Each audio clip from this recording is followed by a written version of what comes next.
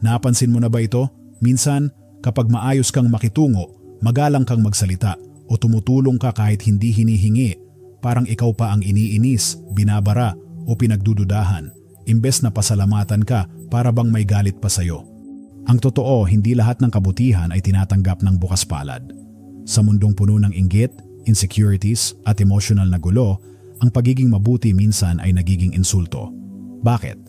Dahil ipinapakita mo kung ano ang kulang sa kanila. Ang katahimikan mo ay sumisigaw ng disiplina. Ang kabaitan mo ay humahampas sa konsensya ng mga taong hindi pa handang magpakumbaba. Kaya ang ending, ikaw ang tinutuligsa. Ikaw ang tinatawag na plastic, mahina o nagpapakatanga. Pero sa totoo lang, hindi ka mahina, malakas ka. Hindi dahil palaban ka, kundi dahil pinipili mong hindi pumatol. Sa video na ito, pag-uusapan natin ang madilim na side ng kabutihan, yung hindi masyadong sinasabi pero madalas mong nararamdaman.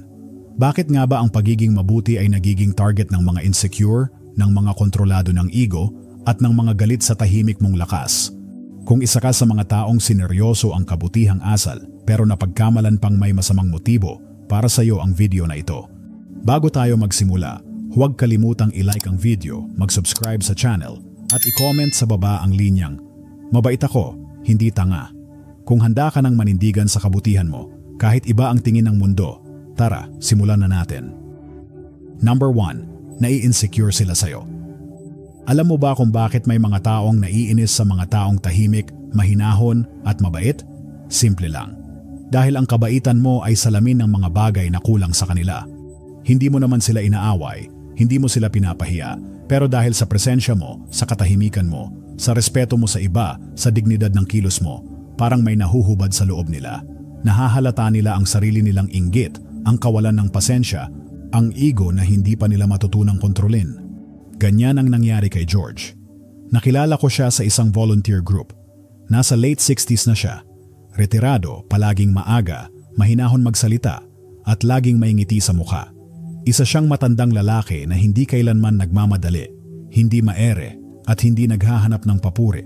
Yung tipo ng presensya na kalmado pero mabigat. Yung presensyang parang tahimik na tahanan. Pero imbes na respetuhin siya, naging target siya ng ilang kasamahan niya. Ang coordinator na mas bata pa sa kanya, madalas siyang pinuputol habang nagsasalita. May isa pang lalaki, maingay, patawa-tawa pero halatang insecure, na palaging ginagawang biro ang luma daw na pananaw ni George. Yung iba, tila pinipiling hindi siya pansinin. Wala siyang ginawang masama. Pero sa katahimikan niya, naging malinaw ang ingay ng iba. Bakit ganon? Dahil hindi siya nakikisabay sa power games. Hindi siya nangaagaw ng spotlight. Hindi siya nagmamadaling ipagtanggol ang opinyon niya. Kaya ang ibang tao nakakaramdam ng pagkailang.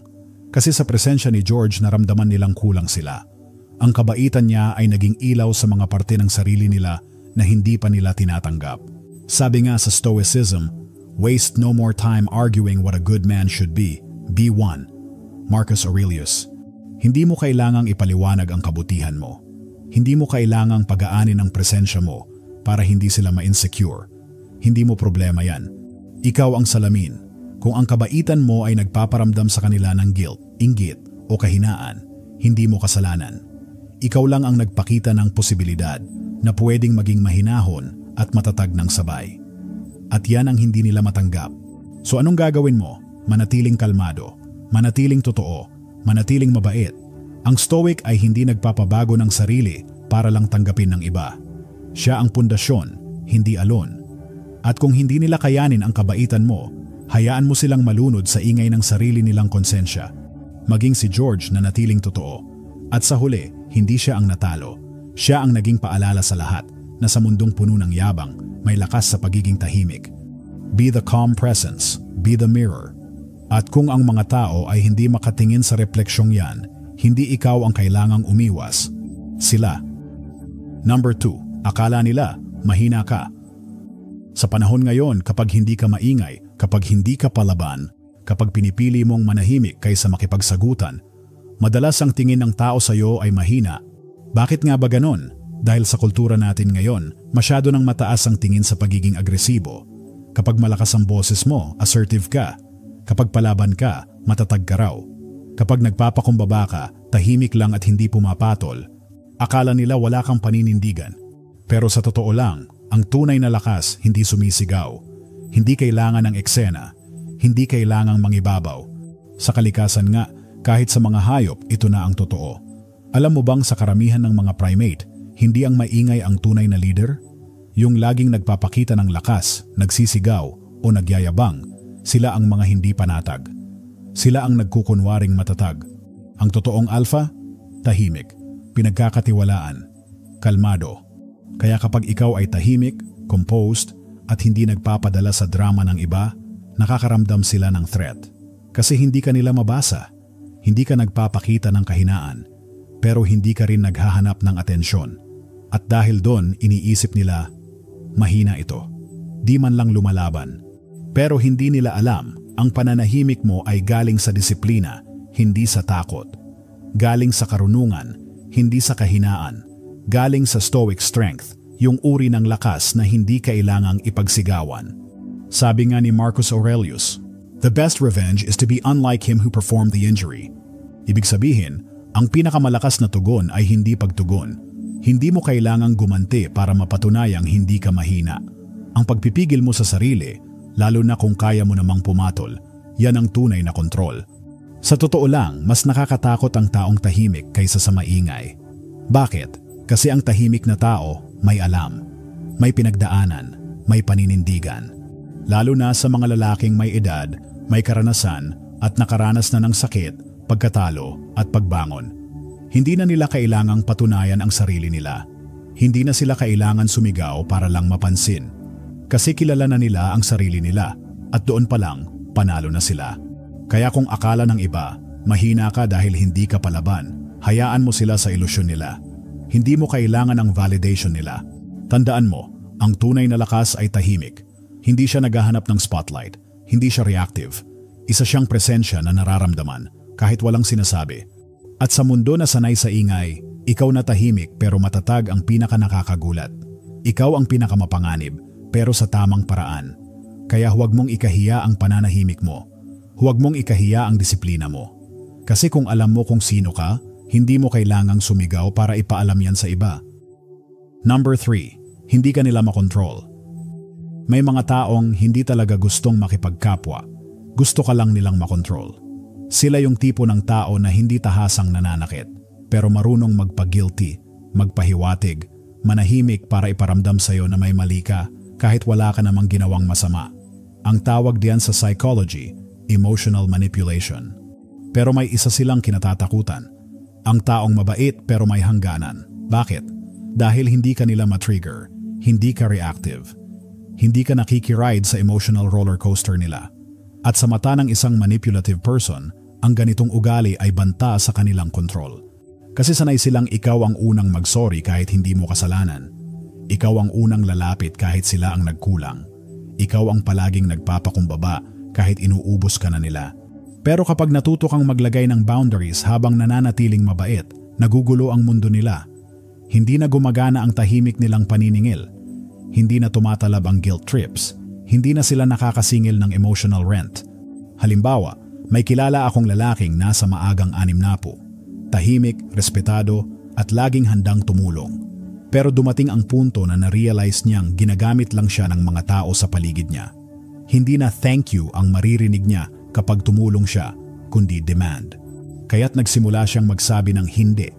At nung ginawa niya yon, hindi lang pagkabigla ang natanggap niya, kundi galit. Yung mga dating sweet, naging malamig. Yung dating kunwari ay kaibigan, biglang nagsimulang magtampo.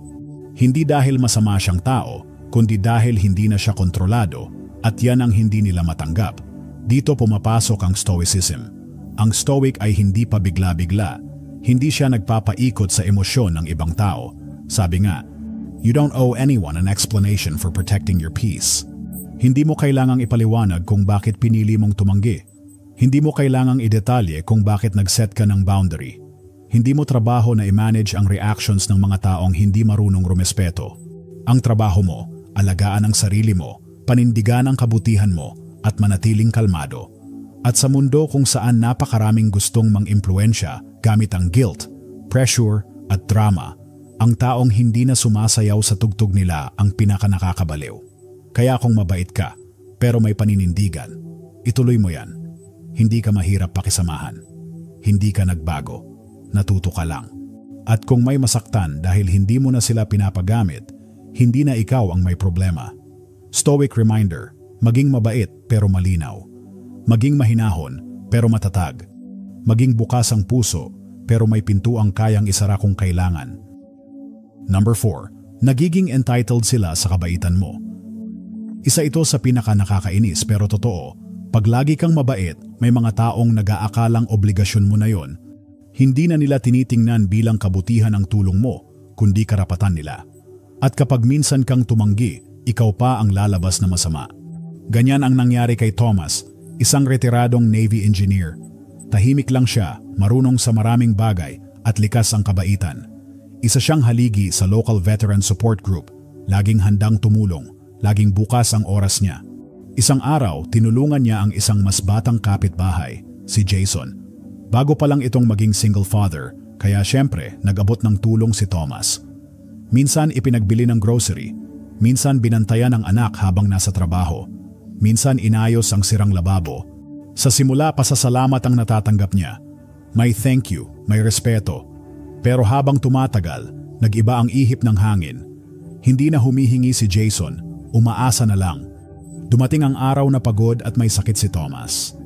Kaya nang minsang tumanggi siya sa pabor, nagbago ang mukha ni Jason.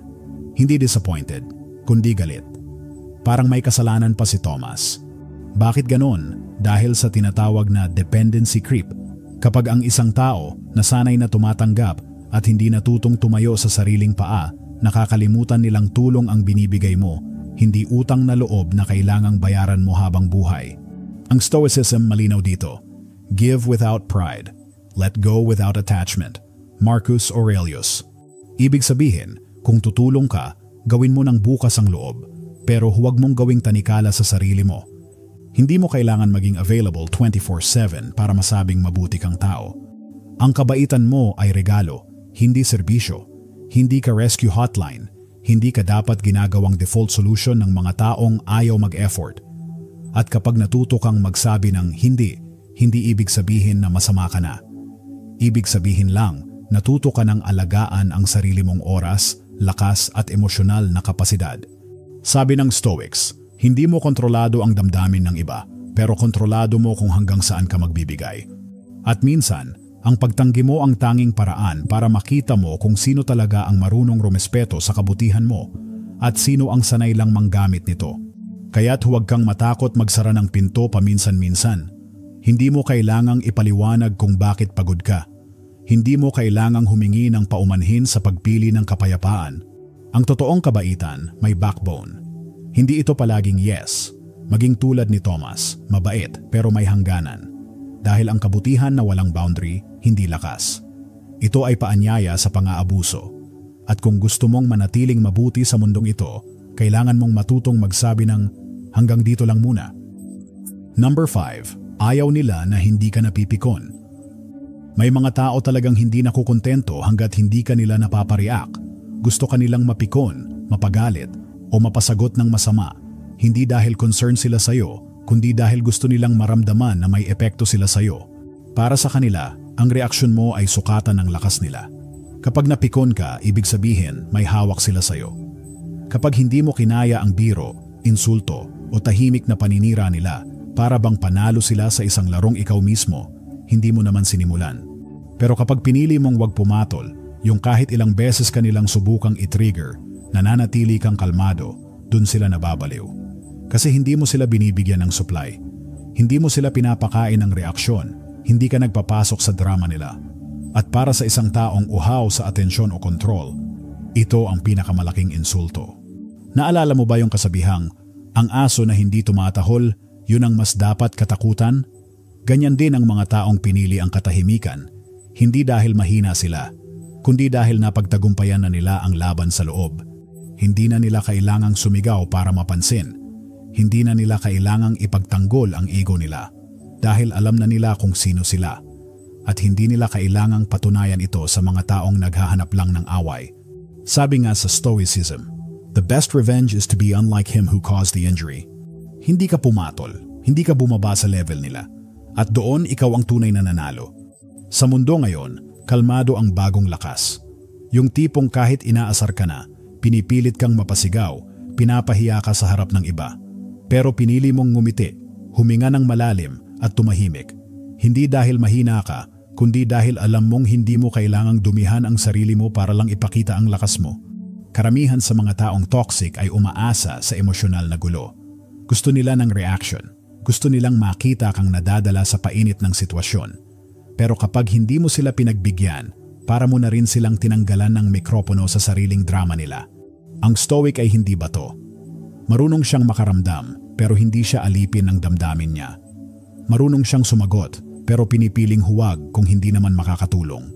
Kaya sa susunod na subukan kang paikutin gamit ang pang-aasar, guilt trips o pasaring, tandaan mo ito.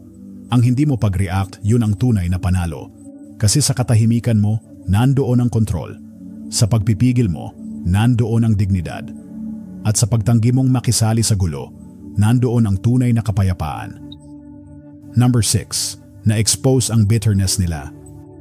Isa sa pinaka hindi nila matanggap ay yung katotohanang nasaktan ka na, pero hindi ka naging mapait. Na-betray ka, pero hindi ka naging mapaghiganti. Niloko ka, pero hindi ka naging mapanira. Iniwan ka, pero hindi ka naging sarado sa mundo.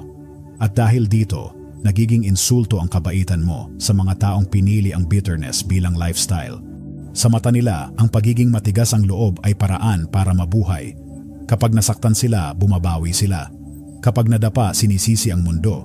Kapag pinagtaksilan, lahat ng tao ay masama na. Kaya kapag nakita ka nila, kalmado, marunong pa ring ngumiti, marunong magpatawad kahit minsan pa lang, para mo na ring sinabi sa kanila na mali ang pinili nila. At yan ang hindi nila kayang tanggapin. Kilala mo yung mga yan, yung tipong nagkukwento pa rin tungkol sa taong nanakit sa kanila 10 taon na ang nakalipas. Yung kahit wala ka namang ginagawa, sinasabi sa'yo na masyado kang mabait or naive ka. Pero ang totoo, hindi ikaw ang problema, ang kabaitan mo ay sumasalamin sa kabiguan nilang maghilom. Sabi nga sa Stoicism, the best revenge is to be unlike him who caused the injury. Marcus Aurelius. Hindi ka gumaganti kasi hindi mo kailangan. Hindi mo binibitbit ang galit kasi alam mong mas mabigat yon kaysa sa sakit na nangyari. Pinili mong lumaya habang sila piniling manatiling bihag ng nakaraan. At sa tuwing nakikita nila ang lakas mo, yung lakas na hindi bumaba sa antas ng nanakit sa'yo, doon sila naiirita. Kasi pinapakita mo sa kanila na may ibang paraan, na pwedeng mabuhay ng walang kinikimkim, na pwedeng tumibay hindi dahil sa galit, kundi dahil sa pagkatao. At yan ang Stoic insight. Ang tunay na tibay ay yung galing sa pagkatao, hindi sa galit. Maraming tao ang pinili ang bitterness kasi akala nila yon ang lakas. Pero sa totoo lang, bitterness is just pain na hindi naayos. Galit na tinakpan ng yabang. Lungkot na naging galit para hindi mahalata. Kaya kung ikaw, kahit ilang beses nang nasaktan, piniling maging mahinahon, marunong pa ring tumawa, at hindi bumaba sa antas ng nanakit sa'yo, hindi ka mahina. Ikaw ang ebidensya na pwedeng may pinagdaanan pero hindi naging mapait, na pwedeng masaktan pero hindi kailangang sirain ang iba, na pwedeng magpatawad kahit hindi humingi ng tawad ang nanakit. At sa mga taong hindi pa handang palayain ang sarili nila, ikaw ang salamin ng dapat sana naging sila. Kaya huwag kang magtaka kung tinatawag ka nilang masyadong mabait na may halong pangungutya. Hindi insulto yon, confession yon ng sakit na hindi nila alam kung paano hawakan. Maging ikaw pa rin, tahimik, matatag at malaya, at hayaan mong ang kabutihan mo ang maging paalala na may ibang paraan, mas tahimik, mas payapa, mas totoo. Number 7. Kindness mo equals rebelde ka sa sistema ng gulo. Sa mundong puno ng sigawan, drama, paawa, pasikat at pagmamadali, ang isang taong tahimik, kalmado at mabait ay tila banta. Oo, banta, kasi hindi ka sumusunod sa script na gusto nila. Hindi ka reactive, hindi ka madaling guluhin. At higit sa lahat, hindi ka madaling kontrolin. Ang kabaitan mo ay hindi lang simpleng asal. Sa mata ng mga taong nasanay sa gulo, ito ay rebelyon. Kasi sa totoo lang, may sistema sa lipunan natin na pinapaboran ang maingay, ang pa-victim, ang agresibo, ang marunong maglaro ng drama para makuha ang gusto. Pero kapag ikaw, pinili mong maging mabuti ng walang agenda, nababasag mo ang sistema na yon. Nabubunyag ang mga peking intensyon, nababaligtad ang laro kasi hindi ka nagpapadala, hindi ka nakikisama sa ingay. At sa gitna ng gulo, nandoon ka lang, tahimik, malinaw, buo. Sabi nga sa Stoic philosophy, your stillness is your weapon, let them be uncomfortable. Kasi totoo, ang katahimikan ng isang taong alam ang sarili niya ay nakakayanig. Ang isang kalmadong presensya ay parang salamin, ipinapakita sa iba kung gaano sila kadisingtado, ka-emosyonal o ka-desperate sa validation. At kapag hindi ka gumante, hindi ka nag-react, hindi ka nainis, parang sinampal mo sila gamit ang katahimikan mo. Hindi dahil gusto mong manakit, kundi dahil sa dami ng taong umaasa na makuha ang atensyon, emosyon o simpatiya mo. Ang hindi pagbigay ng reaksyon ay tila pinakamasakit sa lahat. Pero ito ang Stoic power. Hindi ito pasabog. Hindi ito palabas. Ito ay tahimik na paninindigan. Lakas na hindi kailangang ipagsigawan. Kabaitan na hindi palya, pero may hangganan. Kaya kung sinasabi ng mundo sa'yo na mabait ka pero tanga, kung tinatawag kang plastic dahil ayaw mong makisawsaw sa drama, kung sinasabihan kang mahina dahil hindi ka palaban, tanggapin mo yan, pero huwag mong paniwalaan. Dahil ang totoo, ikaw ang rebelde. Rebelde sa ingay, rebelde sa emosyonal na laro, rebelde sa kultura ng pikon, galit at pavictim. At sa katahimikan mo, nandoon ang lakas. Sa kabaitan mo, nandoon ang depensa. At sa paninindigan mo, nandoon ang tunay na kapangyarihan. Kaya hayaan mo silang ma-awkward. Hayaan mo silang hindi ka maintindihan. Hindi mo kailangan sumabay sa gulo para mapatunayan na buo ka. Manatiling mabait, manatiling kalmado, manatiling totoo sa sarili. Dahil sa panahong normal ang magulo, ang isang mabait na tao ay pinaka-revolutionaryong anyo ng lakas. Ngayong narinig mo na ang 7 rason kung bakit ang kabaitan mo ay minsan nagiging dahilan ng pag-atake, pagdududa o pang-aabuso, siguro mas malinaw na sa iyo ngayon kung bakit tila may presyong kasama ang pagiging mabait. Recap tayo. 1. Nai-insecure sila sa iyo. 2. Akala nila mahina ka. 3. Hindi ka nila makontrol. 4. Nagiging entitled sila sa tulong mo. 5. Ayaw nila na hindi ka napipikon. 6. Na-expose ang bitterness nila. 7. Rebelde ka sa sistema ng gulo. Kung isa o higit pa rito ang naranasan mo, tandaan mo, hindi ikaw ang problema. Hindi kabaitan ang kahinaan. Sa mundong ito na puno ng ingay, inggit at manipulasyon, ang taong piniling manatiling mabuti, siya ang tunay na matatag. Kaya ngayong tapos na ang video, gusto kitang tanungin, mabait ka ba pero lagi kang inaabuso?